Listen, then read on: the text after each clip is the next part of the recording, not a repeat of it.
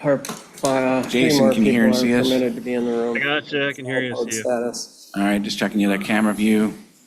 Are you getting the other camera view? Yep. I gotta lower that.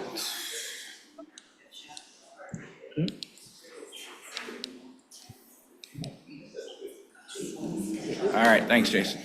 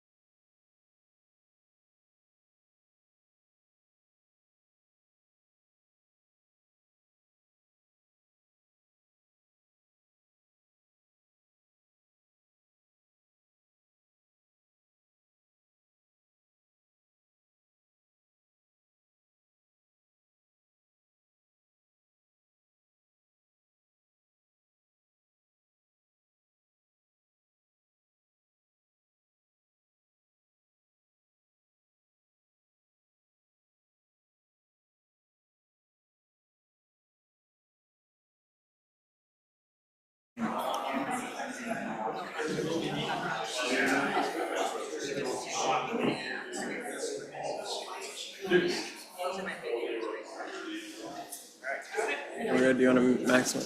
And he can hear us, correct? Yeah.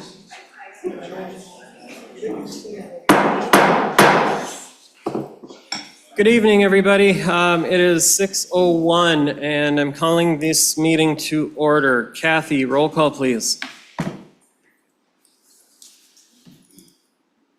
Mayor Chapman? Here. Councilmember Bean? Here. Councilmember Furby? Here. Councilmember Halverson? Here. Councilmember Scanlon? Here. Please also, everybody around the U, please speak into your microphones tonight so everybody can be heard here and on Zoom. We are all present and accounted for. Need an approval of the agenda. So moved. Motion and support. Is there any further discussion? Hearing none. All those in favor? Aye. Opposed? The agenda is adopted. Prior to getting into public comment, what I would like to do right now is read the ordinance that is in front of us. This is also a new ordinance to this council. It has been refined. So I'm going to read this as to what's actually on paper right now. It is ordinance number 5-1400. Recreational vehicles, trailers, and campers. The City of Ishpeming ordains, Section 5-1401, purpose. The purpose of this parking and storage ordinance is to provide regulation for the parking and storage of recreational vehicles, camper enclosures, utility trailers, snowmobiles, boats, and other watercraft on a lot used for single or two-family residential uses. These regulations are intended to promote the public health, safety, and welfare by reducing traffic hazards, maintaining unobstructed access to public sidewalks, thoroughfares, and rights of way, maintaining sanitation standards, and by preserving the residential character of the neighborhoods of the community. Section 5-1402, definitions. The following words and phrases shall have the following meanings. 1, camper enclosure. Any structure or enclosure designed for mounting on a pickup truck or truck chassis to provide temporary sleeping or living quarters for recreational, camping, or travel use, including but not limited to a slide-in camper or camper cap. 2, recreational vehicle. A vehicular unit which provides either temporary living quarters or transportation of recreational, camping, or travel apparatus such as campers. The recreational vehicle may have its own motive power or may be designed to be drawn by a motor vehicle. The term recreational vehicle shall include, but is not limited to, a motorhome, a travel trailer, a truck camper, a folding camper trailer, and a fifth wheel. Also, please refrain from speaking as there are a lot of people in the room and probably a lot watching on Zoom, and I know people are going to want to be able to hear what is going on. Thank you. Number 3, recreational unit. Any recreational vehicle, camper enclosure, utility trailer, snowmobile, boat, or other watercraft. 4, snowmobile. A motor-driven vehicle designed for travel primarily on snow or ice, which usually utilizes sled-type runners or skis, an endless belt tread, or any combination of these. 5, a utility trailer. A vehicle without motive power designed to be drawn by a motor vehicle used for carrying materials, debris, or property, including but not limited to a boat or other watercraft, motorcycle, snowmobile, off-road vehicle, or other equipment for hauling, recreational, camping, or travel use. 6, watercraft. Any vessel for traveling in or on water, whether the unit is unpowered or powered, including those units powered by oars, paddles, sails, or motor, and rafts, both rigid and inflatable. Section 5-1403, parking and storage in an enclosed building. Recreational units may be parked and/or stored in an enclosed building, such as a shed, barn, or garage. Section 5-1404, parking and storage on private property. Recreational units may be parked or stored upon private property to include the side yard, rear yard, and driveway no less than 10 feet from the property line. The recreational units must be operable and registered if required by law. At no time shall any unmounted camper enclosure or any boat not mounted on a boat trailer be parked upon private property to include the front yard, side yard, rear yard, and driveway. Section 5-1405, blocking sidewalk prohibited. At no time shall any recreational unit which is parked or stored on the driveway as provided in section 5-1404 block the sidewalk or otherwise interfere with pedestrian travel on the sidewalk. Section 5-1406, parking or storage on public property. No person shall park or store any recreational unit upon any city sidewalk, right-of-way, alley owned by the city. A recreational unit may be parked on a public street in front of the residence at least 20 feet from an intersection. However, at no time shall any unmounted camper enclosure or any boat not mounted on a boat trailer be parked or stored on a public street. Parking a recreational unit on a public street is prohibited from November 1st through April 30th. Section 5-1407, connection to utilities and housing. At no time shall a recreational vehicle or camper enclosure be used for living or housing keeping purposes, nor shall it be connected to water, gas, electrical, or sanitary sewer facilities except for the purpose of heating, cooling, or battery charging preparatory for departure or for general vehicle maintenance purposes. At no time shall any recreational unit parked or stored on a private property interfere with any city sidewalks, right-of-way, or alley owned by the city and/or utility companies. Section 5-1408. No landowner shall permit any recreational unit to be parked, kept, or maintained on any parcel of land in the city and used for the storage of junk, trash, garbage, refuse, wood, furniture, appliances, clothing, metal, synthetic materials, building materials, goods, wares, books, records, papers, or any other personal property of any kind.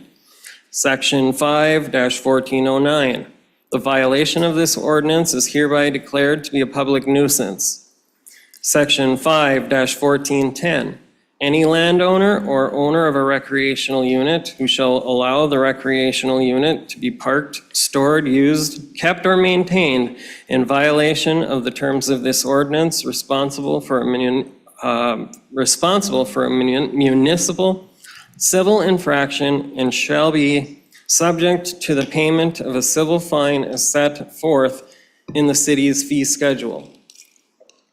In addition to any other remedy for a violation of this ordinance, the city may seek to enjoin the violation as a public nuisance and may charge the landowner and/or recreational unit owner for the cost of abatement.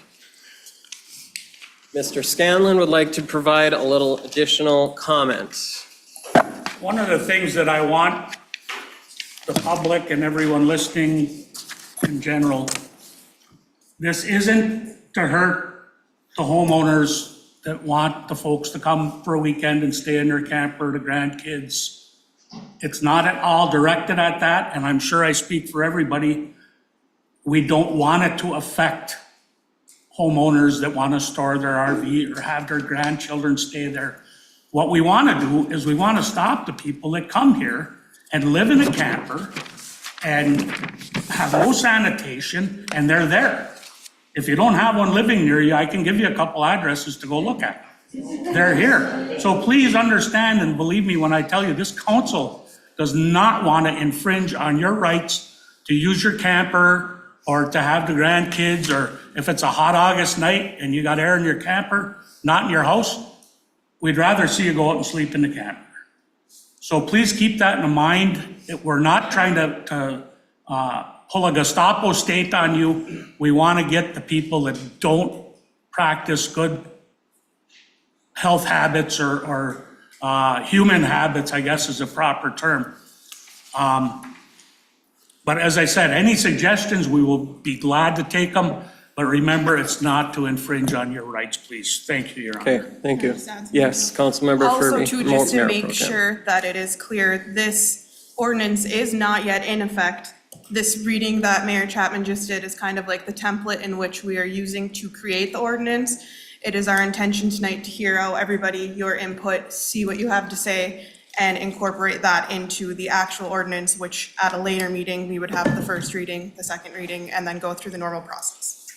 Perfect. And so to clarify for ourselves, we are not even making a motion as to accept this ordinance as written. We are listening to feedback that can be incorporated into, as Councilmember Furby said, that would then be a first reading of, first of two readings, which would precede any adoption of the ordinance. Yes, correct. So there will not even be a first reading of this ordinance tonight, and it requires two readings. Yes, I just want to make clarify. Yes. Councilmember Halverson, would you like to add anything? No, I'm looking forward to what people have to say. Okay. I would like to just also go over just a few kind of ground rules here. Public comment is limited to 4 minutes per person. Under the public hearing, there's 3 minutes for public comment under the public hearing.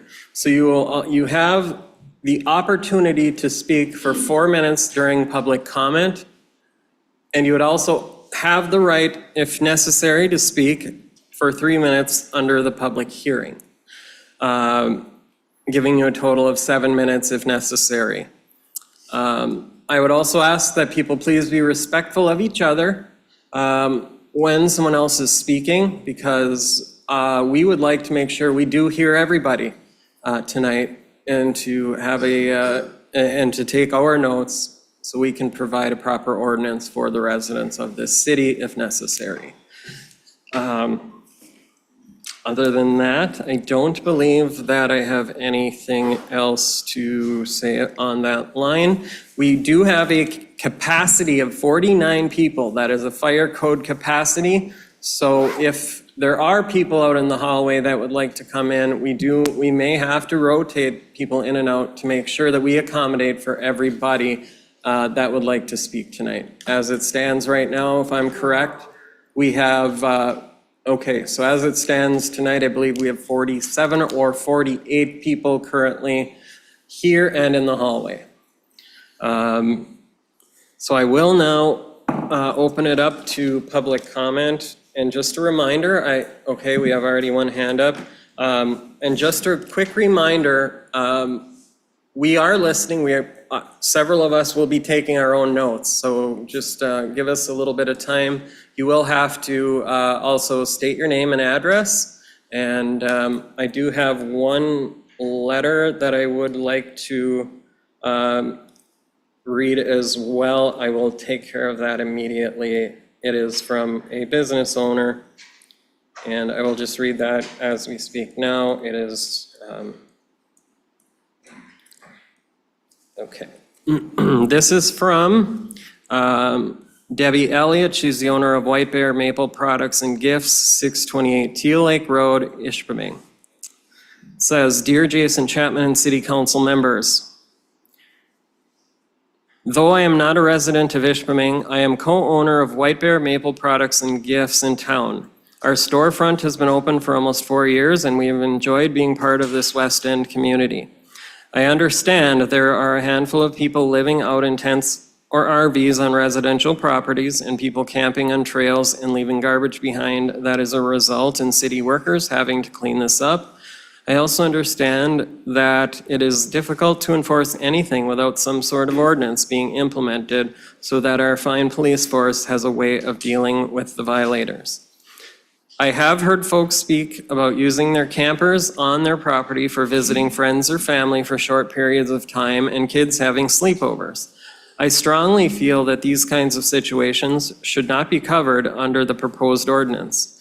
If these are plugged in for the purpose of having electricity for that duration and the homeowner is responsible paying for that electricity, it should be completely acceptable.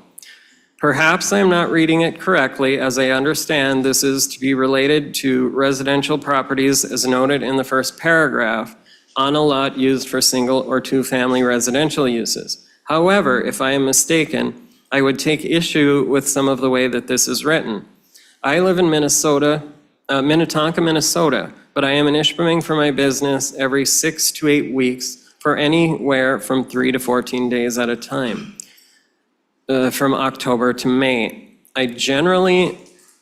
From October to May, I generally rent from a local Airbnb or VRBO properties and local hotels. For the remainder of the year, I stay in my RV, which I park and store behind our business. I utilize the power from the building via a 30-amp hookup for the electricity.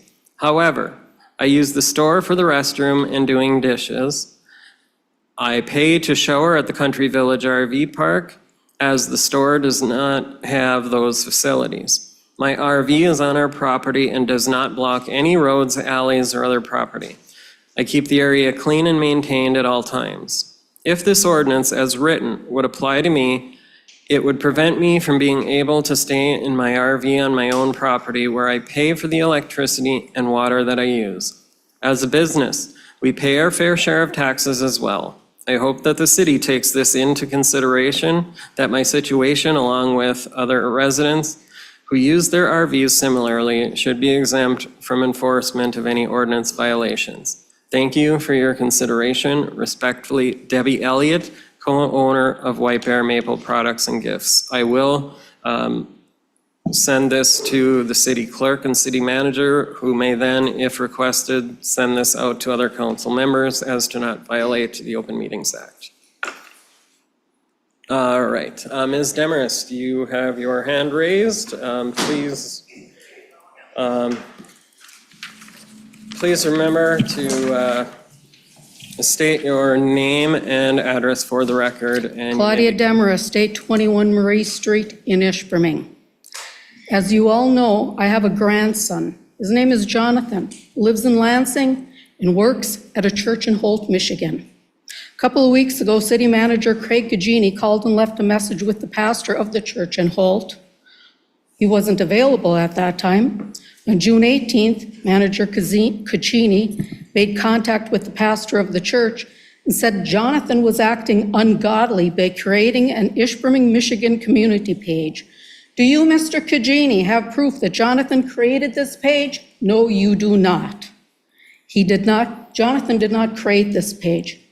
Mr. Cagini also told the pastor that Jonathan posts comments on social media for me.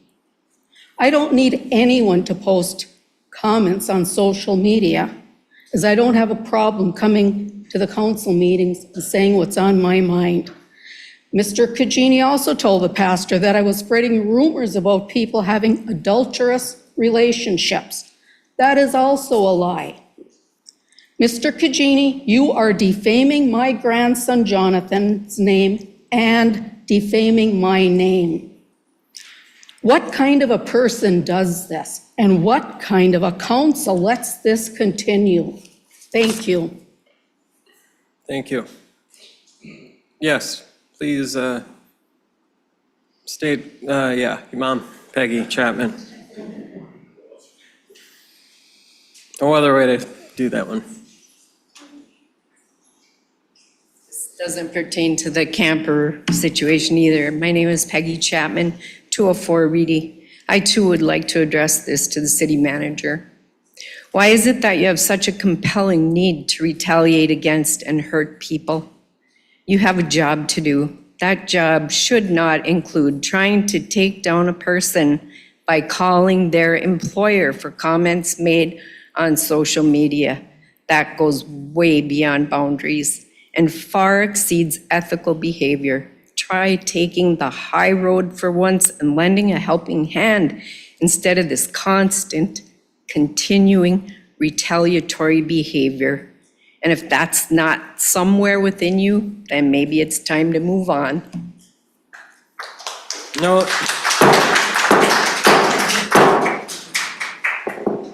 Please do not do that. Yes, Ray Chapman, go. Oh, Ms. Lurley, yes. Ms. Lurley. I'm sorry, it's okay? All right. Hi there. My name is Amy Lurley. I live at 725 North First Street in Ishpeming. I also own a duplex at 404 South Third Street.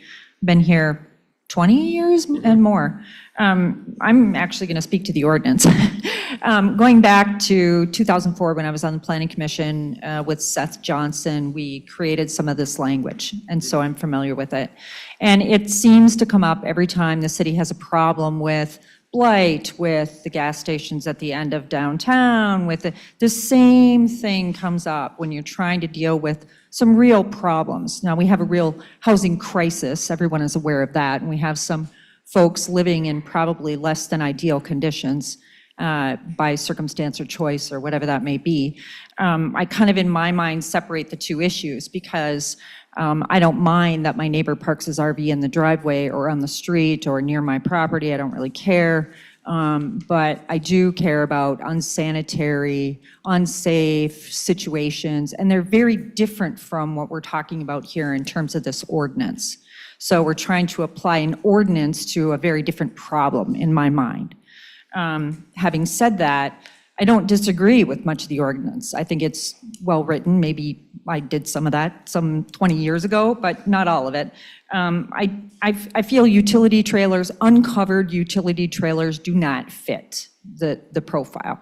If Kurt Kipling has a trailer in his driveway and he's doing all the volunteer work for the Orta Shore and he's less than 10 feet from the property line, I find it really hard to believe that he should be reprimanded in some way. That just doesn't make sense to me.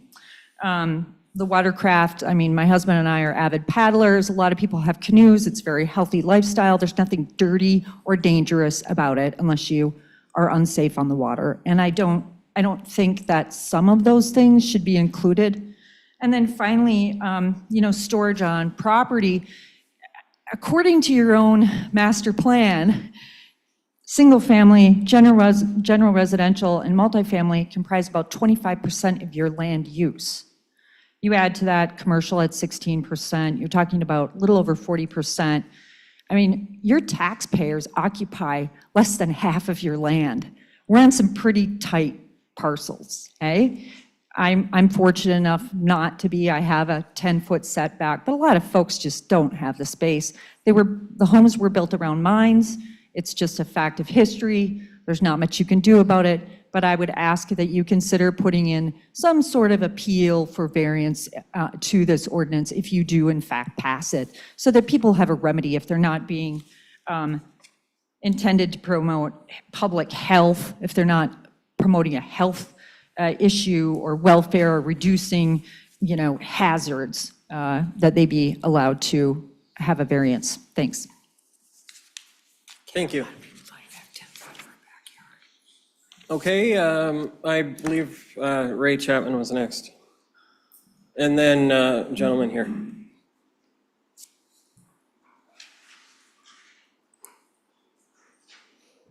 Ray Chapman, 204 Reading.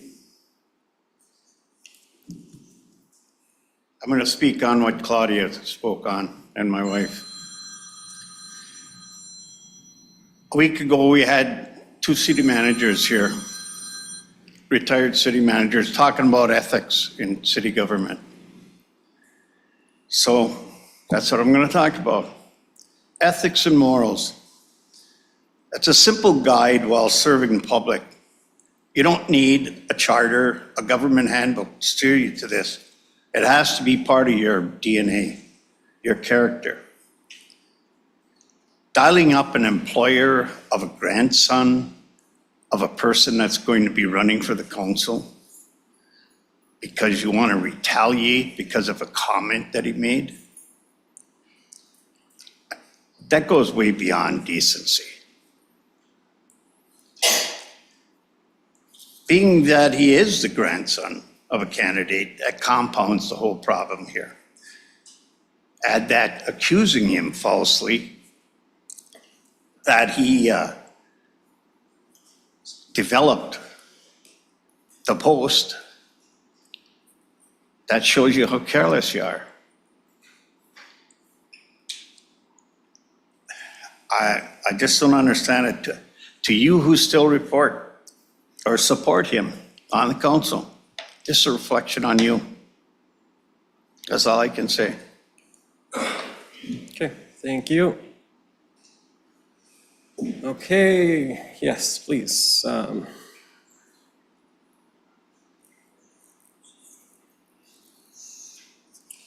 Good evening. Clint Collick, 412 East High Street. I'm going to speak to the ordinance that we're discussing tonight. So the 10-foot thing, I don't have that much room from the side of my house to my neighbor's property line. So does that mean I just don't get to own a camper? Pat, I'm glad you brought up the thing about having visiting family come and stay there, but then you need to change the language, because there may be other council members here someday that don't remember that that was said and might view it and enforce it differently. So that needs to be changed.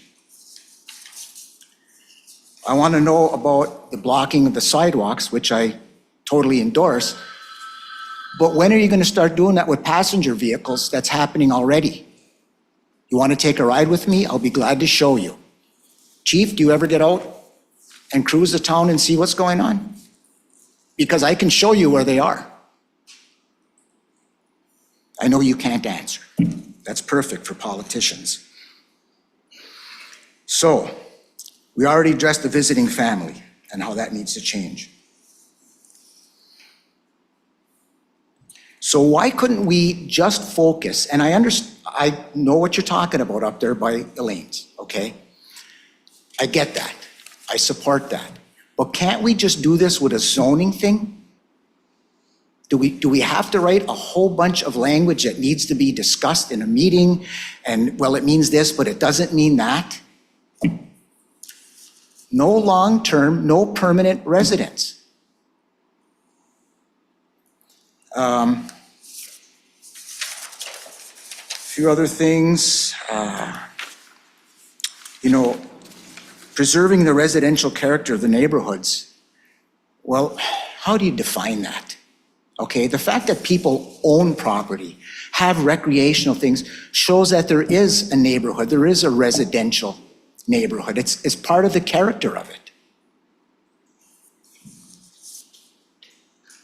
So, and then I'll just quickly speak to the second item, if I may, on the meters. I don't know how many have been changed over to the self-reporting meters. But if we have fewer meters that need to be read now, we also have, I would think, less of a need for a full-time position to read the remainder.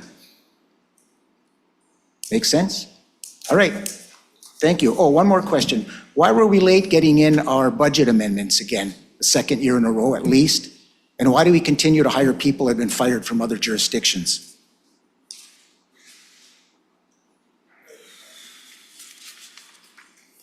Okay, Mr. Tonkin. Give me 1 second, please, here. Mike Tonkin, 612 North 3rd Street in Ishpeming. And I don't know, it's easier to say what's right, or what should say, it's easier to say what's wrong about this ordinance right from the start, the get-go. Let's go to 5-1403. You're proposing to give me permission to park or store things on my private property. That shouldn't even be in here, period. You're going to tell me that I can park a boat in my garage or a snowmobile in my garage? When I close the door on that garage is my property. I can store whatever I want in it. I want to make a man cave out of it, I can do that. But now you're telling me, you're giving me the opportunity to park.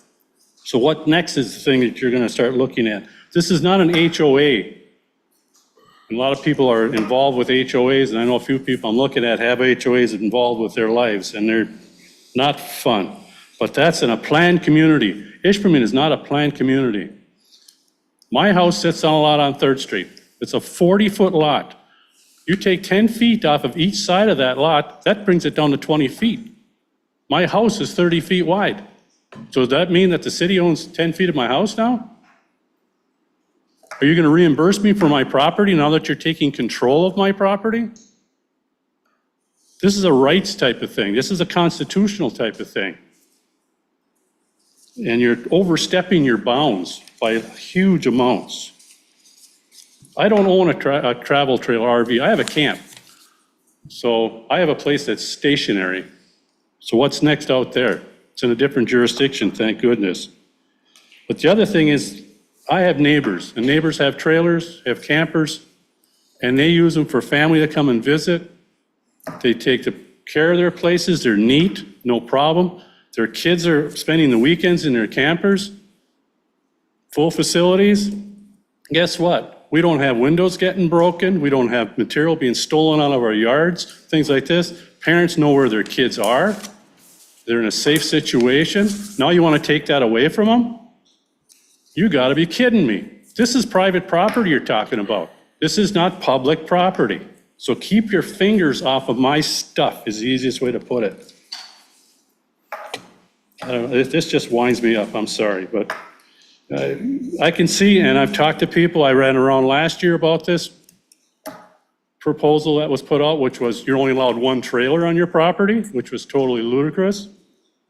But I talked to people, people are willing to admit, yes, we should, if we're parking them on the street, they should be so far from the corners, but they're a licensed road vehicle that can either be towed or driven. They have all the right in the world to park on city streets. You can regulate how long they can be on the city street, but there's another situation for the police department. Who's going to monitor this stuff? You can have a guy running around with a 10-foot tape measure going, no, you're 9.5 feet, you're out of here. Here's your $200 ticket. Who's going to mow the grass now that you own that 10 feet? Because I don't own that 10 feet once you start putting out stuff like this. And this just upsets me something fierce, as you can probably tell. But we need to do something different. And the gentleman over on 3rd Street. 25 seconds. Was evicted just recently. About a year ago, they made a big hullabaloo about cleaning up his lot, hauling his garbage out, and then fixing the lot up, and now he moved back. Now, you got rid of them once, why can't you get rid of them twice? So, thank you. Okay. Next. Okay.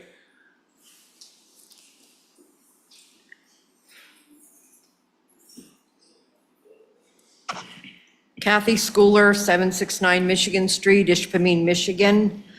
I can understand having an ordinance where people cannot live in their campers, utility trailers, or whatever without the proper sanitation and sewer. But for the average people, and a lot of us have worked darn hard to get our toys, okay? I have a utility trailer that I use last weekend to pull my Harley down to St. Ignace because I couldn't stand a 4-hour ride on the back of a bike. So now I can't park that utility trailer in my yard? It doesn't make sense. The other thing is, I have known Jonathan Corpy since the day that child was born. He is my nephew. He is a very good, decent, hardworking young man. Okay, I have nieces and nephews that I wouldn't want you to know I'm related to. But this kid I am proud of, and Jonathan he won't do anything anonymous. If he's gonna say it, he'll say it to your face. And he said some stuff to my face I wasn't happy about. He's got his grandma's blood in him. And if she don't like it, she'll tell you, and so will Jonathan. And whoever did what they did to Jonathan Corpy should have a good swift kick in the you-know-where. Thank you. Thank you. Okay. Okay. George Ward, 811 North First Street. I've lived here about 6 years now, and just a few things. I feel as we look at this proposal that a lot of it is, we don't want to infringe on all these things, but like it's already been stated, it's so wide-ranging, it's left up to your definition, and I don't trust you to make that definition. It needs to be in writing, just like when I make a loan with the bank, it's all written out in a million different ways because they don't trust me what I mean by timely. And whether you like it or not, I think it needs to be in black and white, and it's just too wide, like, well, we won't prosecute you, we won't give you a ticket. Yeah, but the next guy will, or my neighbor doesn't like me, or, I don't know. It's not gonna work when you don't have something defined. So I have a big problem with that, and even definitions like, what do we mean by residential character? How do you define that? What exactly does that mean? That could mean a lot of things to a lot of people, and could mean I can't have any dandelions in my front lawn, or something like that, and I just think that is dangerous to do that. 10 feet from the property line, I'm not an expert on the city. I've lived here a little bit, driven around. I can't imagine anybody that could keep anything in their yard if that was the rule. My house, I have a driveway on the side of my house. My other driveway is right with my neighbor's. We touch. His garage is right on my property line. My garage is right on his property line. They practically touch. And, I don't think that that would work. And even with the whole watercraft, we define watercraft, but then the rest of the ordinance, we say boat. I'm not sure if you mean the same thing by that. But so my kayak is a boat. So if my kayak isn't hidden in my garage, if I set it on my back grass, I'm in violation if it's within 10 feet. I mean, it has to be mounted always. And so I know a lot of people that have kayaks, and they wouldn't even think of that. You're going to drive by, and here's a ticket for that. And I just feel it's a shotgun to take care of the things that are maybe a rifle needs to take care of. You know what I mean? Like, there's a little problem, or it's a big problem, but it's narrow, and it needs to be narrowly taken care of, not just shoot at everything. And I just feel it'll be, it can be misused for personal reasons if it's not defined. And I mean, we're all human, we do it. And it's better if it's written as, oh, I can't do that, even though I don't like that guy, because it's not personal.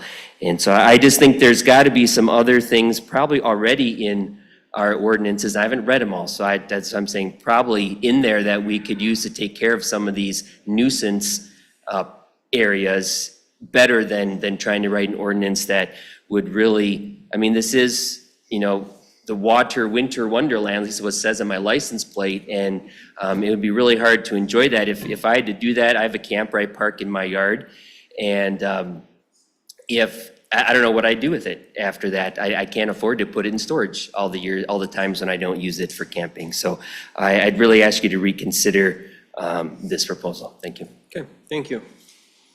Is there anybody else that would like to speak? Okay, Mr. DeGabriel. Also, if there's anybody on Zoom that would like to speak, please use the raise your hand feature and we will call on you.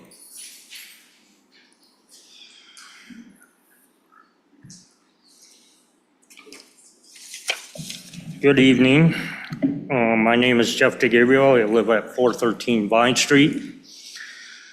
What you don't realize is Supreme Court case laws on this very subject, on the trailer ordinances. No county, city, or municipality have jurisdiction on private property. Zero. Notice case awarded $8 million. Code enforcement of illegal trespass.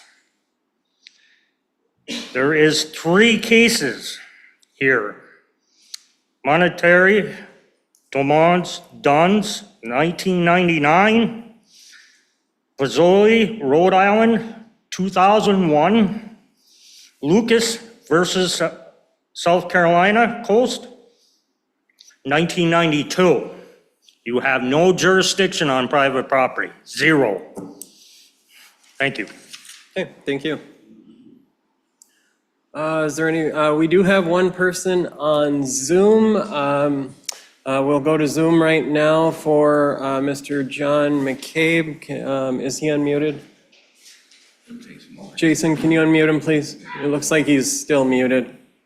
Okay, Mr. McCabe, you may speak now. Hello, can you hear me properly? Absolutely. All right, thank you. My name is John McCabe. I live at 811 South Pine Street. And frankly, most of what I was thinking has already been covered. I think you should definitely address the guy who was talking about Supreme Court law. I mean, if that applies, then that's the first thing that I would look at. But I also agree with the other comments regarding the ordinance has a very large jurisdiction over private property, and I'm not sure that's the correct way to go about it. I think you should look at other solutions first, like zoning. Why can't zoning take care of it?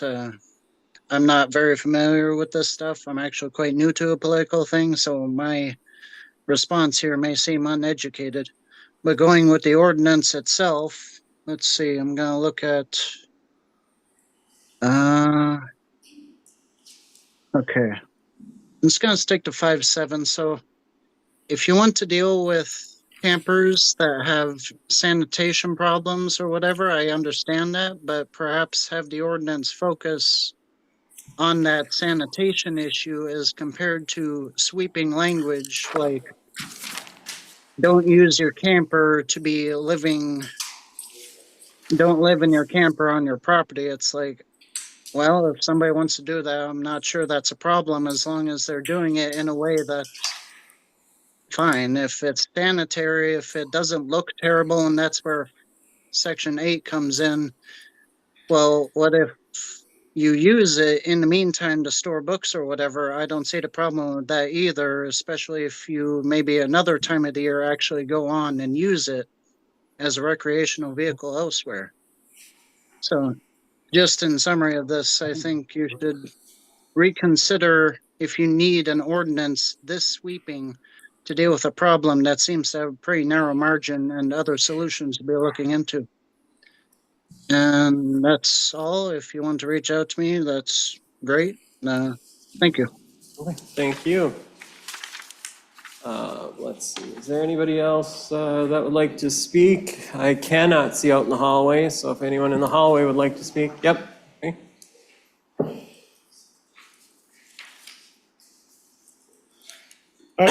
Kevin Corcoran, 604 North Pine Street. Thank you for having everyone here to hear about this issue. I can definitely see both sides of it. I see, personally, being a private property owner and a taxpayer, I get, having your toys, and personally, I have my own utility trailer and snowmobile on my property. I try to keep it clean and organized and on the side of my house and keep it out of the way, but I also see, having the freedom to utilize your property, but at the same time, also, I know, blight and issues like that can devalue your neighbor's property. So that's why I'm always trying to be respectful and upkeep my own personal property. So I get having ordinances to prevent blight and, people living out of their trailers. I think it's been kind of repeated here now. So I get what you're trying to do, and I can see both sides of it. So it's definitely something I think maybe as a counselor you need to finesse and work out a little bit more and figure out what you can and can't do. But I do know there's issues with people parking their vehicles on sidewalks, or, I've seen broken snowmobiles down on the side of the sidewalk blocking the way, or ATVs even that aren't running, and it definitely doesn't look good, but also it's blocking the sidewalk from people that like to walk their dogs or take their families for a walk on the sidewalks too. So I know it doesn't just relate to recreational vehicles, and something that should be addressed as a part of this. So I appreciate all of you, what you do on the council and what you guys all do for the city. I know it comes from, as Pat said, not trying to, attack anyone or anything like that, and you want people to be able to camp on their properties or have their grandkids camp there. I definitely can see that. And as I say, from an owner of a trailer and a snowmobile, I can see both sides of it. So I just wanted to share that opinion, and thank you for all what you do for the council and for the city. Okay, thank you. Is there anybody else in the room that would like to speak during public comment? Okay.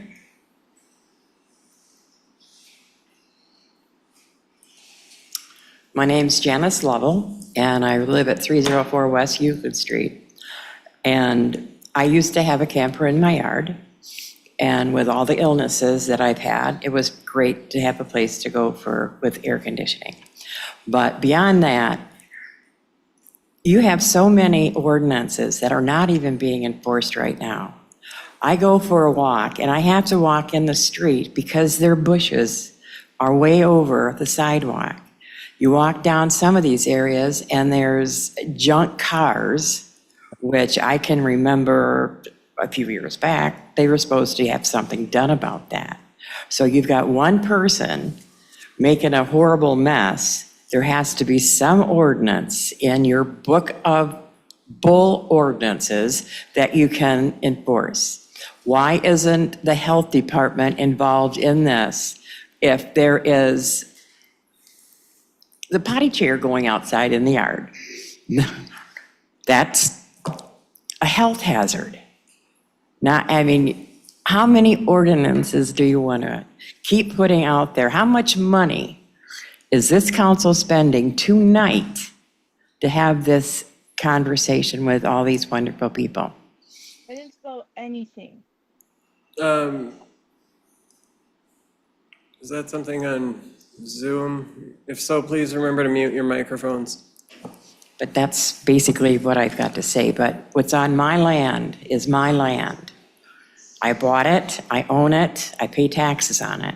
My electricity is my electricity. My water, which is outrageous, is mine also. And I don't think the city or anyone else but God should tell me how to handle my property. Thank you. Thank you. Is there anybody else? Okay, we want in the back, yep.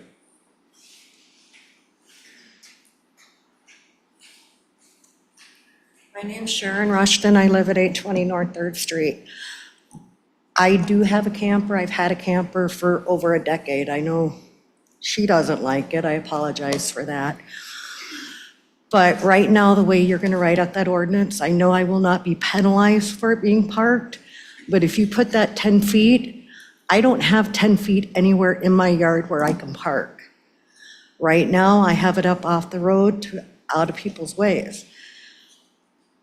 But I would like it addressed for people who don't have that yard, so that 10 years from now, you can't turn around and say, well, that was never supposed to be that way.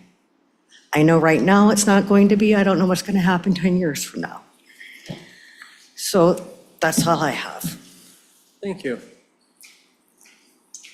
Also, just those out in the hallway, there are a couple open seats, so just if you wanted to come in. Yeah, please. Valjean Dobson, 829 South Pine Street. What was your first name? Sorry. Valjean. Oh, Valjean, yep. I'm one of the people that work hard. I have a lot of toys. I have a snowmobile trailer. I have a little trailer for pulling my golf cart around and stuff. I have a travel trailer. All of my stuff is neat, orderly, where it's supposed to be, not obstructing anybody in any way. What you're proposing is going to affect me also, as with a lot of other people. I don't use mine as a secondary residence in my yard. I don't even never had even the grandkids stay there. But now hearing this, I think I might like to. You know, I think it's kind of nifty to have them over there, instead of having them on the upstairs. I have enough rooms, that's not a problem, but I don't think we should have anybody messing with our own private properties. This is what I own. I pay a lot of taxes to this town, a lot. I want to keep what's mine. I keep it neat, clean, orderly. I don't think we should be bothered by ordinances. I think they should be left alone. People that are causing problems should be directly addressed with what is exactly going on in that situation, instead of taking the widespread approach. I really feel that you're going to penalize way more people than you're going to rid a small problem. That's all. Thank you. Thank you. Do we have anybody else that would like to provide public comment? Okay, please, come on up. My name's Denise Lacombe, and I own a home on 626 Bank Street. I've been a homeowner there for over 23 years now. I understand what is going on because I've read the paper and I watch the news. But I'm really agree with the gentleman before me that one bad apple does not make the whole bunch bad. To change what we've done in 23 years that I've lived here, I've never seen or heard of anybody having a problem until now with someone living in a camper. So the one bad apple in 23 years is now gonna make it to where we have to have a city ordinance. I'm totally against that. There's a code enforcer that we have here in our city. Why wouldn't that be your first approach? Than to come and change and make an ordinance. I have campers, I have trailers, I have boats. Where I put them on my property should not bother anybody. I've paid for that property, I pay for the taxes, I pay my utilities. I understand what the situation is going on here, but one bad apple does not mean the whole bunch is bad. You should address the one apple and remove it from the bunch. That's my opinion. Thank you. Any more paper? No. All right, is there anybody else that would like to speak during public comment? Is there anybody else on Zoom that you would like to, sir? Okay. Yeah, my name is Mike Jarvis, and I'm from 626 Bank Street. And I think if the Supreme Court has already settled this, I don't know why we're even talking about infringing on our private property. I think our property is our own rights. Thank you. Thank you. Do we have anybody else that would like to either here or in Zoom this, use the raise your hand feature if you're on Zoom? Okay, I'm gonna ask once more, is there anybody else that would like to speak during public comment? I'm asking a third time, is there anybody? Okay.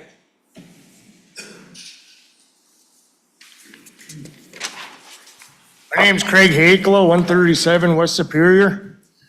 I have to mention that stopping people from living in trailers is absolutely necessary, and I have a fine example. Last fall, I came to this council meeting talking about a gentleman that self-induced failure in life, in my opinion. He was living in a utility trailer on a dilapidated property that should have been condemned. Now, he was living in this utility trailer. It's not a motorhome, it's not a camper. Construction trailer. For over 3 months, he lived in that trailer. Then he moved into this house that was not lived in since 1984. He lived in the basement because the roof of the house was collapsed, and the back wall was nothing but overhead door panels from your garage. I came here several times. There's nobody that you can call to shut it down once it happens. Nobody. I dealt with everybody here, plus the county commissioner, the EPA, and nobody did anything. So without this ordinance, if somebody, individual like this comes into your neighborhood, you have no way of getting rid of them without this ordinance. It needs to be done. And along with this, now this went on for, 9, 10 months. Well, it was just 2 weeks ago, this person I complained about several times, to everybody, the house burnt down. The house burnt down because he was running a chimney, burning wood in the basement of a house that was not lived in since 1984. Now again, I am dealing with a burnt up house, all full of ashes, smelling for soot throughout my neighborhood. The yard is full of garbage, and there is absolutely nobody doing anything once more. Thank you. Thank you. Okay, I'm gonna go with one more last call for public comment. Is there anybody else that would like to provide public comment? Hearing none, we are now moving on to the items of business. The first is a public hearing on the proposed ordinance number 5-1400, recreational vehicles, trailers, and campers. I am going to open the public hearing at 6:55 p.m. If anybody would like to speak for the public hearing, you may speak also now. You have 3 minutes to address the council. I think, Your Honor, that we need to clarify that. Sure. Because you spoke under public comment doesn't mean that there's this division. Yes. All the notes were taken under public comment that would be during the public hearing. So everything that you've brought to us is on record now. Everybody has their notes, so. Yeah, and if there's something you didn't say, you do still have the opportunity to address this. Correct? Perfect, okay. All right, so the public hearing's been opened at 5:56. Is there anybody who would like to make any comments under the public hearing? I'm gonna ask one more time. Is there anybody who would like? Okay, Mr. Tonkin. Just one thing, are you going to discuss this amongst yourselves? Can you please get up to the microphone, please? Since you can't hear me from that direction, Mike Tonkin, 612 North 3rd Street. My first question is, are you going to be discussing this now amongst yourselves in front of us? What you're going to do with this ordinance, or what's the procedure going to be? I would say absolutely as well. I think we do need to discuss this Right, now in that's what front I'm of hoping for. everybody. But I guess since I'm here, I have to say something. And first thing I'd like to say is I really appreciate the wisdom that came out of the group that came out tonight. And there's a lot of good points made, and I just hope that it opened your ears up and will listen to what these people have come forward to say. It's not easy for a lot of people to come up and speak in front of the camera, in front of a group or anything like that. And I do appreciate them very much, because when I was on the council, it's something that I always appreciated, the public telling us what they think, because it's hard not to do the right thing unless you get some input here and there, because everybody experiences life differently, and everybody has different situations. This town's 150 years old now. We're all living on lots anywhere from 30 feet wide, actually 20-some feet wide, to 75-foot lots with the newer additions. So we all live in different circumstances, different neighborhoods. But remember, this is Ishpeming, and we're here because of that. We have a big variety of things. People love the outdoors. And when I drive through a neighborhood and I see all these nice campers parked all over, yeah, they can be a pain in the neck. But you know what? These people are enjoying their life in the UP. So let's let them continue to do what they do. Thank you. Thank you. All right, anybody else? Okay. Now, to discuss this, do I close the public hearing or do we discuss it now? No, the public hearing. Close the public, okay. All right, my last call then for the public hearing. Did I see a hand? Mr. McCabe, did you raise your hand? If so, please raise it again and you'll be called on. And you'd have to unmute him too. I just want to make sure we're not missing someone here.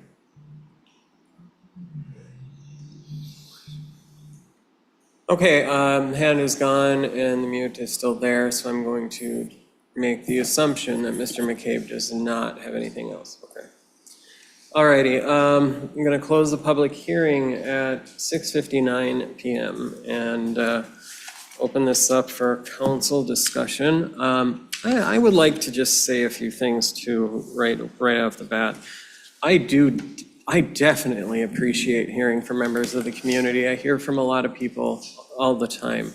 I think having people engaged in their local government is a huge plus because it helps us as your elected officials make the decisions that affect all of you. So I know that I can speak at least for myself that my door is always open proverbially. My email is on the city website, and I always will give out my public cell phone, which is 906-458-1226 for people to contact me. I guess I would like to start the discussion, I guess, too. I also just want to really quickly recognize too, I believe every person on this council has a very small lot, if I'm not mistaken,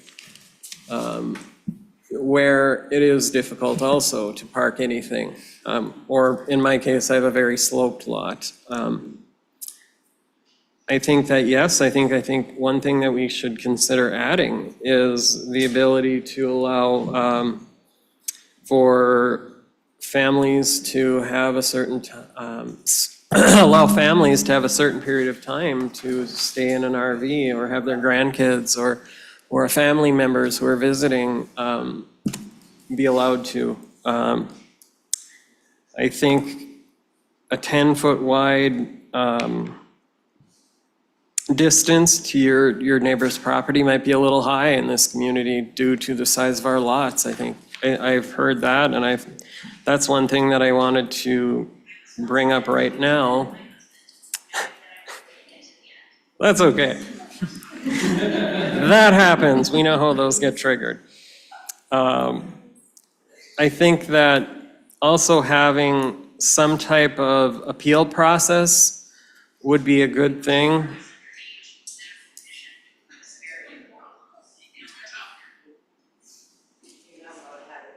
All right, it's okay. I think dropping that down with a police approval, but I also think that any appeals on this ordinance would be best served coming to this council because it is something that affects a person's personal property. That's what I think on that. I also believe that the city is unique, and I think that we do have to really take into consideration that factor before we make any ordinances. We also have to make sure that any laws or rulings that have been made prior to this be looked into. I think that is a very good, valid suggestion. I will say this, though, I do also know that there are right-of-ways that your county and your municipality do have, whether or not, and those are generally reserved for a utility, so I don't necessarily know what that would. So I think ensuring that that's looked into is a very good idea to do. On that flip side of the argument here, we have had, and I have gotten several complaints on these subjects alone. One, people living in an RV year-round on their property or on a piece of property, or having multiple people camp and live on that property in more than one camper can be an issue. It has created problems for neighbors. It has created noise disturbances. At one place, at one time last summer, there were 3 campers with people camping on someone's property. That creates an issue too. We have also had people who have complained about not being able to see around a corner or an intersection because of something parked there. And that doesn't just go for RVs and stuff like that. That can go for a car too. So I understand having an ordinance in place where you have to be so many feet from a stop, yield, or intersection. Other than, and obviously I took a whole bunch of notes personally, and I think there are a lot of other things we need to look at and talk about tonight too, but that's where I am coming from. I don't believe that we should be infringing on people's rights also as landowners in this community. I think we really have to take into consideration what everybody said and go with that. I can't do any questions or answers right now. Right, we do. But I can't really, we can't have a back and forth too much with the public. But, so I would like to see a lot of this ordinance changed after tonight and even prior to this. That's where I'm coming from. I'll open it up for any other council members also to comment on this. I know Renell has a lot of things to say. You have things to say. Okay. I think that there were a lot of things that were said that we can address and talk about. And a first question I have is, I think that, who was the main author of this ordinance? Chad? So I'd like to propose that when we go back and have a rewrite, maybe 2 council people sit with the chief, and we can discuss some of the feedback that came from this evening and ensure that feedback gets incorporated if council and mayor would be interested in doing that. We can decide who that would be. I think some of the major things that I heard that I definitely feel we could look at changing would be the setbacks from the property lines. I would agree. I think if we go 10 feet on either side of my property, I think I've got like maybe another 10 feet left, a little stripe down the middle, and maybe it's like a 10 by 10 square in the middle of it. I think there's some work to be done around the watercraft, particularly canoes and kayaks. Agreed. I understand the unmounted, a watercraft that's not mounted on a trailer that's sitting in a yard. And I guess I'll take a step back and talk about really what a lot of this is intended to do is to address blight issues. So there was talk about there being one bad apple in town. I live very near to that. I fully understand what that is. There are also, I think, other issues that this ordinance can stand to address. I think that there are a number of recreational vehicles or trailers in different conditions throughout the city that would qualify as blights, that there is not a specific ordinance that addresses those. If we're talking about property rights as landowners, we have, it's going to be an unpopular thing to say, but we have lots of ordinances that tell you what you can and can't do on your property. And that's kind of just a fact of life. There are lots of things that tell you what you can and can't do. So I'm not in favor of over-regulating that, but if we're going back to thinking about watercraft and recreational vehicles that are parked on property, there is a point where those become a nice toy that's sitting there that's ready for you to go use and becomes a real eyesore that prevents you from properly cutting grass around it, that begins to deteriorate, that pieces maybe start to fall off of, that becomes a storage unit that maybe no one's living in, but now it would fall under the category of blight. So I think that a lot of the language in this is really intended to identify at what point those vehicles do become blight. We have a lot of people who come to meetings, not this meeting, but over every meeting over the course of the years, people come in and say, what are you gonna do about the blight in my neighborhood? What are you gonna do about, this thing? My neighbor's yard looks terrible. It's got all this stuff in it. And in order to do something about a yard that has all this stuff in it, your neighbor's yard that looks terrible, there has to be an ordinance that's enforceable in order to go in and do something. If we don't have an ordinance, can't do anything. So I think that that's where this comes in. And so I think there's some refinement to be done to ensure that that truly is what we're going after. And it's not your nice toy that's parked in your yard that's ready to go for next weekend. It's the RV that's been parked there for 15 years that's rotting and the roof is caved in and it's full of stuff, or someone's living out of it. So I think there's some work to be done there. Maybe there's a better way of defining inoperable, unlicensed, some additional language around that could really identify what really is the blighted problem to that. So I just wanted to reiterate, one, that I think we could have two council people work with the chief on cleaning up the language on this and making it more specific to address those issues. And also that, I just want to reiterate that it's not one bad apple. It's that there are, blight issues across the city that can be addressed. This is one way of addressing those. We do have ordinances that talk to other things, particularly cars. If there's an inoperable vehicle, there's an ordinance that pertains to that. Someone mentioned they have one of those in the neighbor's yard. You can call if it's unlicensed, or if that tag has expired and it hasn't moved, I think in 2 weeks' time or something, it's technically an inoperable vehicle and it can be removed from that property. So we can do that because we have an ordinance that says that. So similarly, that's what we're looking to do here. Yeah, I can agree with you. I think we should have some council members look at it. I'd love to be part of that. But one of the things that I believe that you brought up was blight, is that we need to bring up a blight, call the blight committee as a committee that has council members on it and others in this community, rather than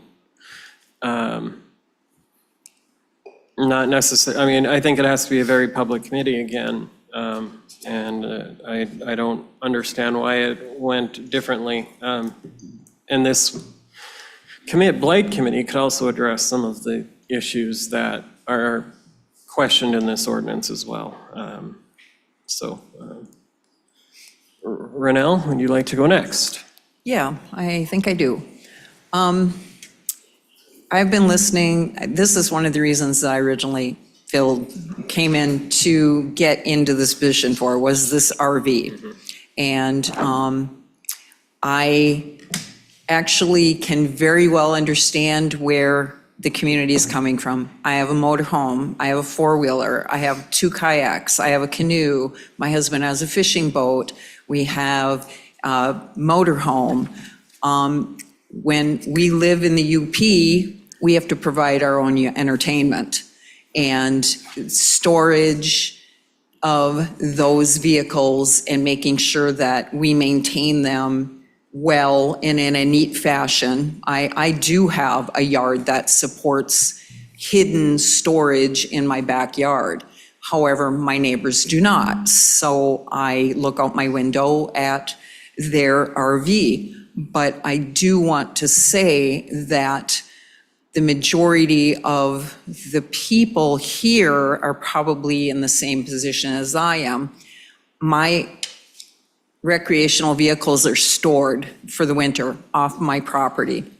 I bring them home for 3 months to park our boat in our driveway because we use it on weekends. My motor home, I bring it home because we camp whenever we can get away to go. It's licensed, it's insured, it's, parked properly.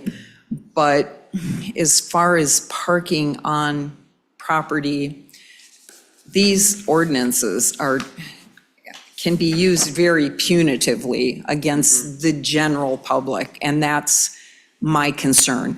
Okay, I understand we have blight problems, we have people living in trailers, but I don't think by putting a whole bunch more punitive ordinances on people who are, because there is a lot more than one or two people, but it still is like 10% maybe.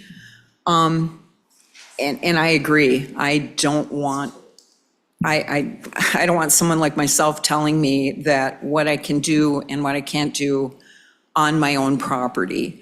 And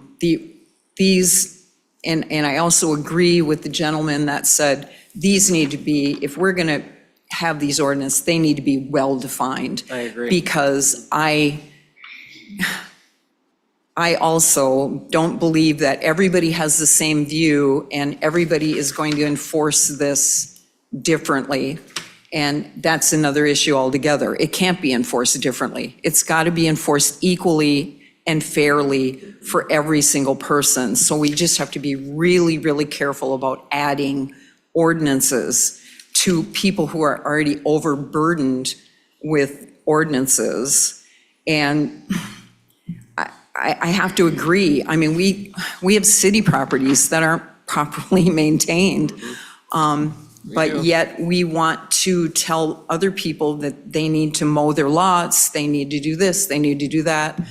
We're not currently enforcing the ordinances that we have, and I think some of the ordinances that we have would definitely apply to the people that are abusing their neighbors. And I mean, that's what it comes down to. These people are abusing their neighbors and the respect of their neighbors and it obviously affects people who live next door to somebody who's using the neighborhood as a garbage dump. But I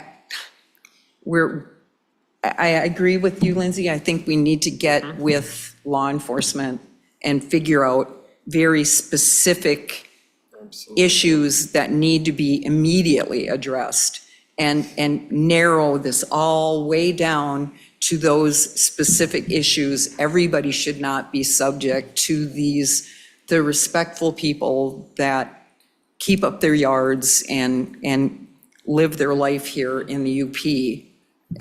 I don't want to be penalized with some of this stuff. I mean, if I bring my kayak home, Right. I'm not going to drive it down to the local storage because I can't set it next to my fence in my yard when I'm going to use it a day later. And I mean, most of us know that. We're active, we're out, we're using our kayaks, we're walking the dog, we're doing. So I just make a motion that we table this until we can rediscuss it with our police officer and I'd like kind us all of. to speak before we. Oh, yeah, but I'm just saying. There was no motion for any. No, there's no, There's no action to be No, taken. I'm just saying, me personally, that's what I'm thinking. We definitely need more discussion on this because just absolutely. more ordinances on top of ordinances and I mean, we all know that the people that are abusing these, they're not following the law. They're not following the ordinances. Law-abiding citizens follow the ordinances of the city, and they try to maintain lawful living conditions. And the people that we're applying to, they're just going to have to be dealt with by other means because they're not following the current ordinances or the law.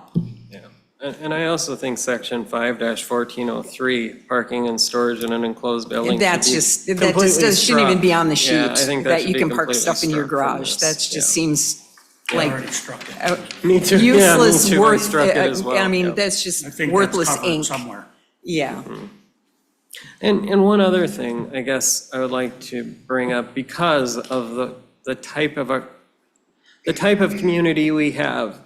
I mean, if we're going to restrict people from parking on their own property or parking where it's actually possible to park, I would I would hope that the city would use some of our city-owned land to allow people to park their stuff in the summer months from May through October, provided they sign a waiver. If we're going to restrict people from parking on their own property, I think we should somehow No, approve that, but Your Honor, I anyway, respectfully disagree with that. that's, you're fine to disagree with it. That's I what also suggest. disagree with that.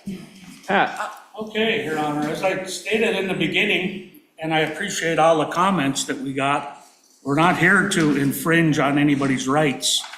A couple of, just a little housekeeping on the agenda that I had to pass on was we neglected to include tents. We had people living in tents and leaving drug paraphernalia all over.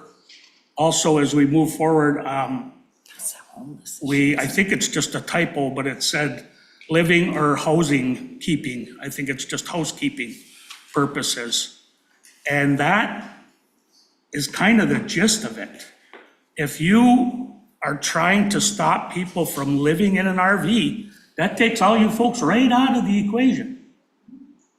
Because everybody here is agreeing, yeah, you can't live in that, but I want to do this and I want to do that. So I think we got to do a little bit of root cause analysis here and say, what are we trying to fix? Well, we're trying to fix and prevent people from living or housekeeping purposes in an RV. So I think that our discussion on going back is definitely needed. But I think the other things that were personally, the 10-foot thing means nothing to me. Yeah. And I don't think we need to. I mean, And there's things like that that I think that unfortunately, we got to back up and maybe throw the whole thing Yeah. out and say, you know what, we got to do? We got to stop the guy, like Mr. Hakela said. yeah, may I ask Those you a are the things question? we got to stop. Because it's relevant. Do we have an ordinance, and I guess I can ask this, that says how many feet you can put like a fence up? Yeah, there's We do. zoning ordinances. You have to get a Garage permit. or a fence or. Yeah, would that then, in my terms, be a place to add RV storage? Like, I don't think, Personally, I just, you know, I don't like the idea of restricting it. I have to park on the sidewalk in the winter. I know you do. And lots of I people. in our don't even know town- where I'm gonna park in the winter Let's not now. touch no ordinance about parking on the street. And I'm saying the same thing Yeah, with this. no, I think so too. If there's a reason why Jason can't park his camper next to the other side of my fence, Yeah, I can't think of it to save I guess I myself. would agree with you on that. So to that end, I think, you know, there's some discussion about we should throw the whole ordinance out, strike this section. I think we'd be well served to have two of us sit down with Chad and to go over, and I mean, I think we've heard a lot of comment. I don't think any of us are in disagreement about what the purpose of this is, the problem that we're trying to solve. It's a blight issue, it's a health and safety issue. And I think we're all in agreement on that. I want to be able to put my canoe in my backyard. My canoe is currently stored in my backyard, less than 10 feet from my neighbor's property line.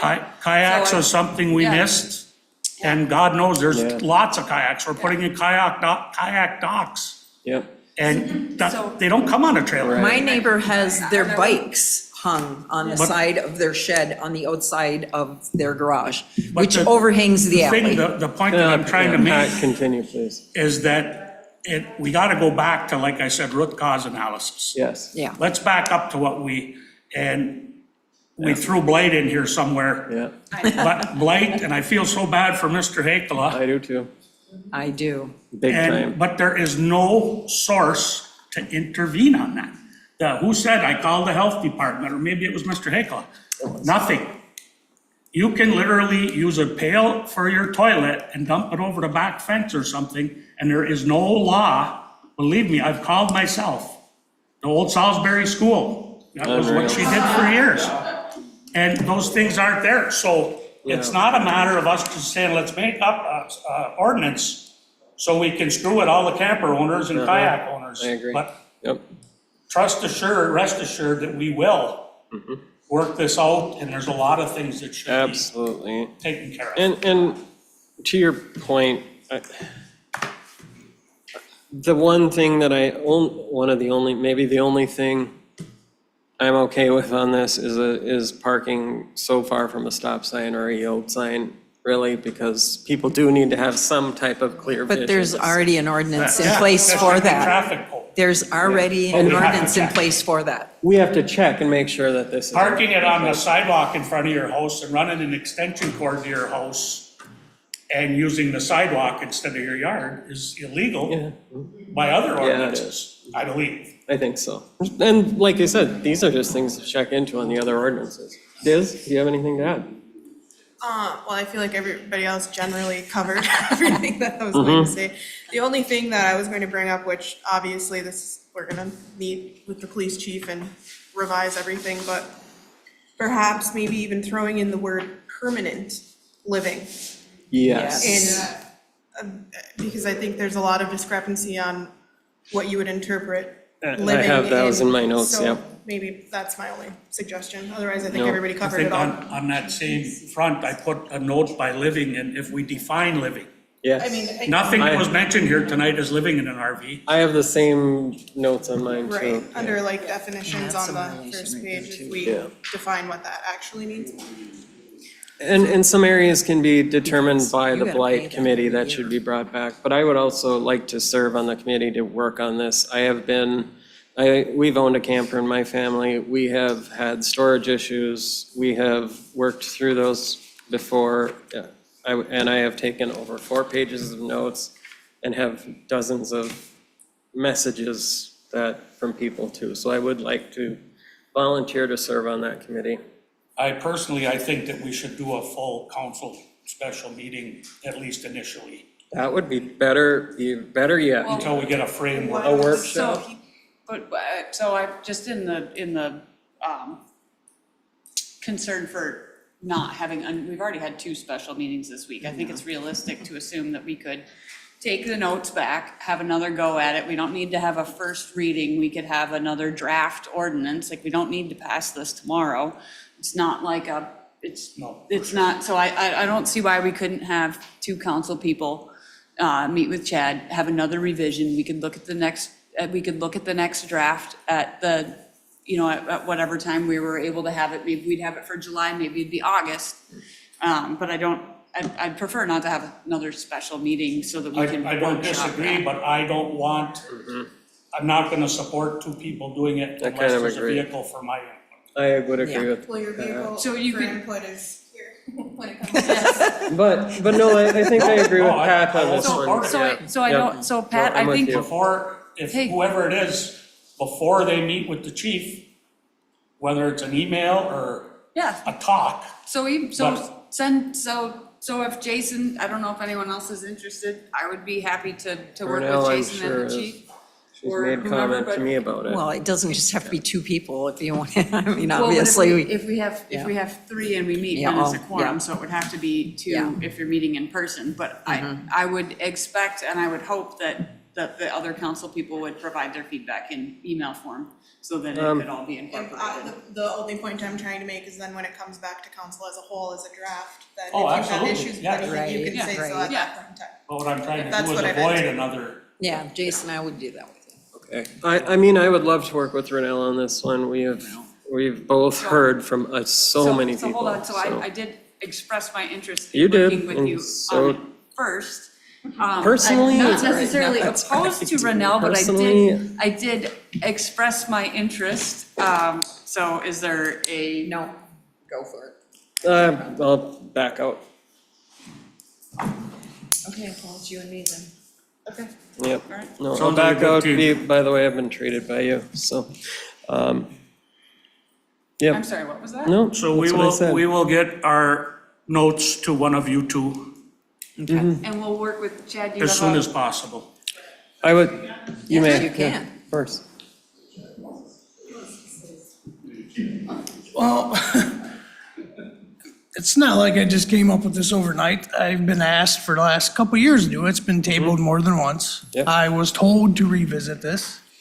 The parking to 20 feet is, you're right, there is one, but it's 15 feet for cars. You park an RV 15 feet from agree a with corner, you. you cannot see around it. I've had kids hit. I've had accidents, and that's why this has come about. This ordinance was researched for federal laws. Right. I did research other municipalities throughout the state of Michigan and how it's written. At this time, like I said, it's been tabled 4 times. I'm withdrawing my recommendation. If the council wants to write something and come to me, then we can talk, but I am withdrawing it. Okay, And I'm no longer gonna work on it. that's fine. I've put over a year and a half, 2 years on this, and I've been asked. And it ain't going nowhere, so I just think it's a waste of my time and everyone's time that's here. So I am withdrawing at this time. And you know what, I do want to actually say this. I don't blame you for doing that, Chief, because you have put a lot of time and effort into this. I know that it's not always easy to hear us reject something or that, but you have put just an unbelievable amount of hours on this, and you are an excellent chief of police, so. Well, I understand the chief as well, but unfortunately, we're not able to drop the ball. No, we can. We have to hit the happy median again that gives our law enforcement or our code enforcement some teeth for the problems.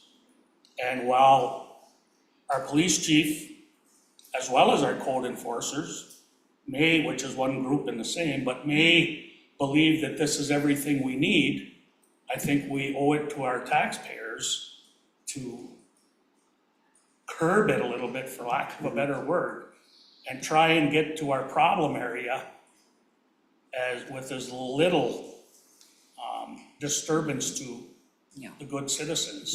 Yeah. Chief, would you be more interested as having more of a workshop, maybe a month or 2 down the line, as an entire council, working with you generally on this to provide all of our immediate feedback? If you recall, last year I asked if we could have a workshop, and Yeah. I was told that I it know was you gonna were. happen. I know you So were.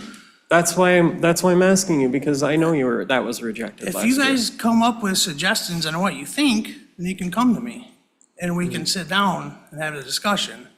And that's what I'm saying. This is but- written because I was asked, and I asked I'm for a still talking. workshop, and I never got that. And if we agree to do a full workshop, give some time to think this over, maybe 2 months, because I don't think we should put anything into effect until the winter. So people have time to prepare if they have to for something in the summer. But would you then be willing maybe to revisit this with us as a group in August or September as an official council and you workshop? I've been totally willing to work with each and every one of you. I know I know you have. I've had one council member that actually came and spoke to me about this, Mm-hmm. like legitly sat down and spoke about this. My door is always open. I know it is. I'm not here to infringe on anyone's rights. The 10-foot rule was put in there just based off of other regulations and how it has Yes, been put I and seen agree. throughout the courts Okay, I in the understand. state of Michigan. My job as a chief of police is to look for safety issues. This was brought to me because of safety issues. The parking on the street, we did have some severe accidents because of that. We I know you had did. a couple ladies that came here last year and spoke to you guys about campers and people who literally walked outside and the lady was watching them urinate and feces were put in the, I know you, street. yes, I know you have, yes. So this isn't, I'm not here to infringe on any rights. It's the last No, thing you're I not. want to do. And the last thing I want to do is have to write more ordinances. And I do want to also clarify, he has been asked to do this, this hasn't been something that he's trying to infringe on your rights. I do want to clear that. But if you would be willing to more so have an actual workshop, which is something I also wanted to have more so, where we could literally have a very good dialogue with you back and forth. An open, a public hearing is not that. I have never. That would be my motion, is to have a council workshop with the police chief to work on this. I can tell you, I've never turned anyone down. If that's what you guys want to do, I would more than willing be able to do that. And I would want to wait until August or September to do this. And that is my motion. I support that. Okay. We have a motion and support. Is there further discussion? So I think if Renell and I are willing to work on this and to use what we've got here as a basis, I'd like to take a stab at seeing if we can't find something that's, that incorporates feedback and that maybe is more appealing and, using this as the basis go from there, I- rather than wait until and have a workshop.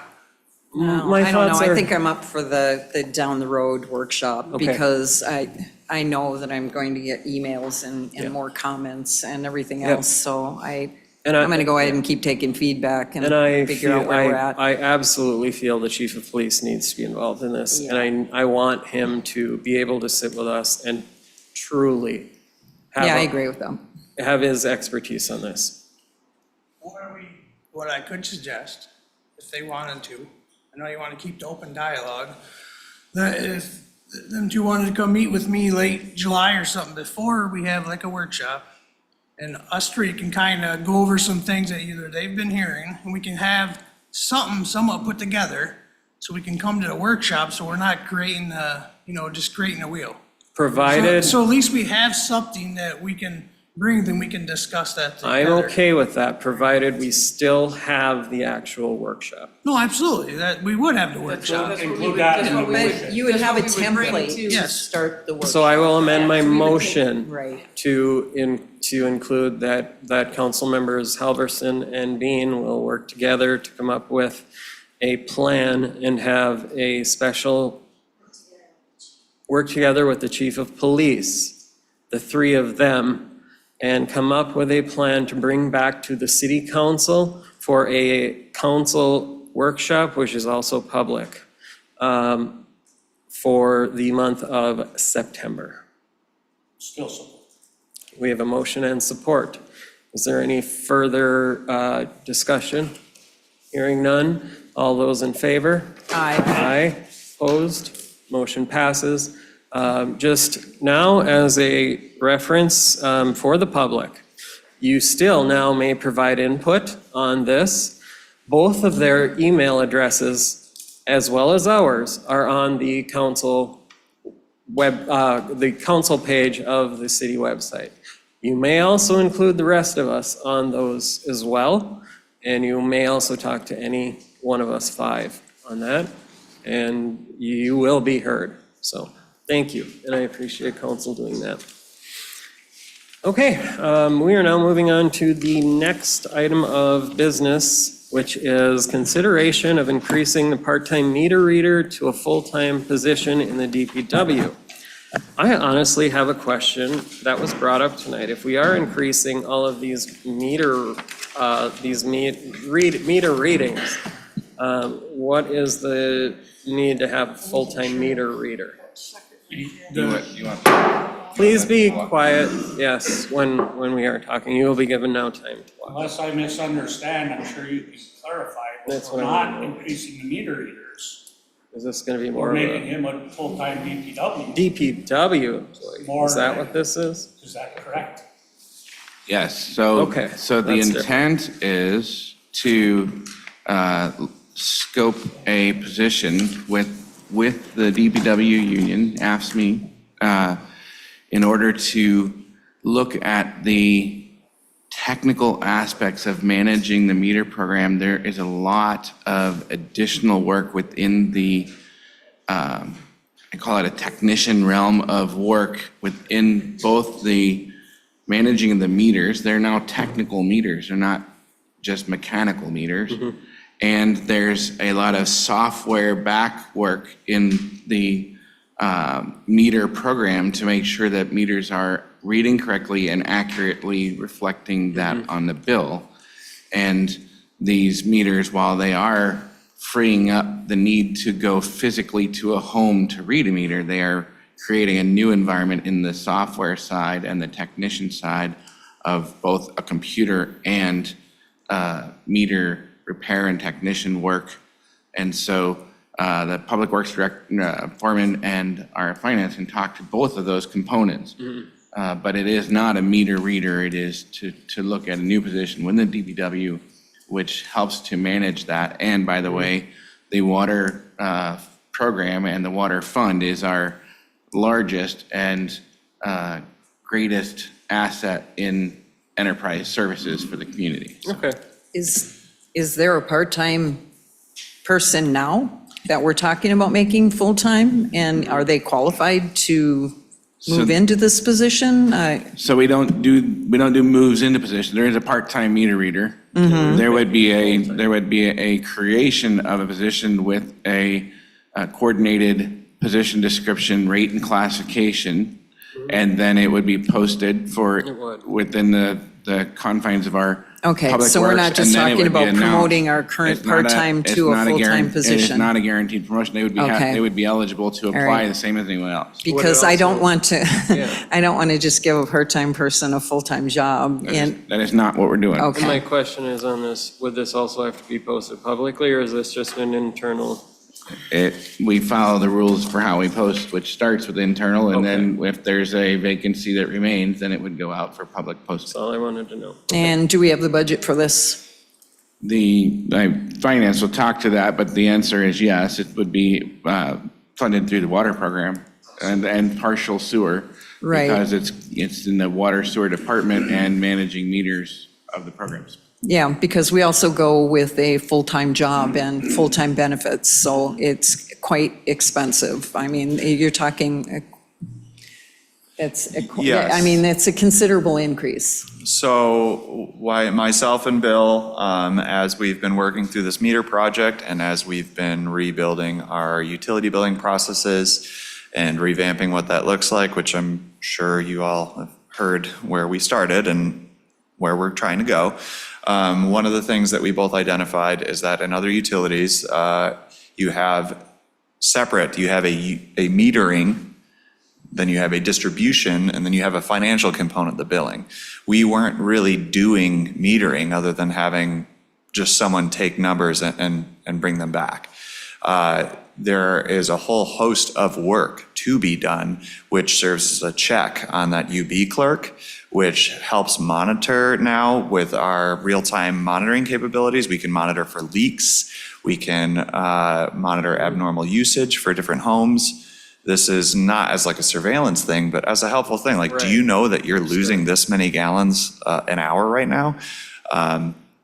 As we move forward into having some sort of resident customer portal potentially, this is somebody who's going to help facilitate that. So it's a combination of work that really we should have been doing all along. As well as there are some new technical aspects to the meter. So I don't want to just sell it also like that we switch to these new meters, it's the same amount of work. It's kind of catching up on some work that we should have been doing, and it creates a really healthy check and balance and a robust billing program for your largest revenue source as a city. So it's very much well worth your investment, and I think that coming out of where we have just kind of speaks towards that hopefully really well. Are all salary and benefits all coming out of water sewer? This is all water sewer. Okay. 100% water sewer. You know, okay, then, yeah, I'll make a motion that we go forward with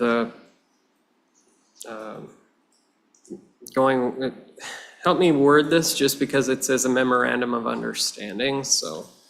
Yeah, so we have a memorandum of understanding between us and the union that if supportable by the council, we will draft a full position description, and then the union will participate in also the rate and classification portion, which is under their contract requirements, so that we bring back to you what we intend to do and how we intend to do it. But with the idea that you know there's going to be a new position created in the DPW, No, I which will be understand that, defined. yeah. I'm just trying to come up with the language So the for motion the would be just to allow the manager to continue in accordance with the memorandum of understanding between management and union to develop this position.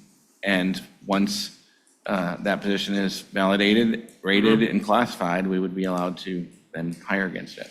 Connor, I'll make a motion that we support, then I'll support your motion. I was just getting to that support the clarified. memorandum of understanding. Kathy, you've got the motion down then? Okay, all right. Is there any further discussion on the issue? Okay, all those in favor? Aye. Opposed? Motion passes. Is there anything else that needs Your to be Honor, discussed? I'd make a motion that we adjourn. Okay. All right, all those in favor? Aye. Aye. Okay.